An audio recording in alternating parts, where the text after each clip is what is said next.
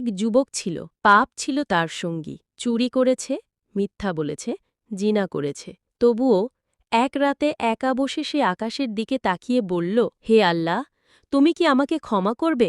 তার চোখে অশ্রু, হৃদয়ে ভয়।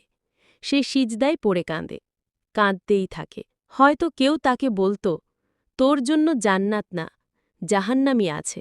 কিন্তু আল্লাহ বলেন, হে আমার বান্দা, যারা নিজেদের ওপর জুলুম করেছ, তোমরা আল্লাহর রহমত থেকে নিরাশ হও না। আল্লাহর সমস্ত গুনাহ মাফ করে দেন। সূরা জুমার আয়াত ৫৩। সেই যুবক ফিরে আসে আল্লাহর পথে। তার অশ্রু হয় ইবাদতের জ্বালানি, তার পাপ হয় তাওবার সিঁড়ি। ভাই ও বোনেরা, যত বড় গুনাহই হোক, আল্লাহর রহমত তার চেয়েও অনেক বড়। তাওবা করুন, কারণ আপনাকে ভালোবাসার জন্যই আল্লাহ এখনও অপেক্ষা করছেন।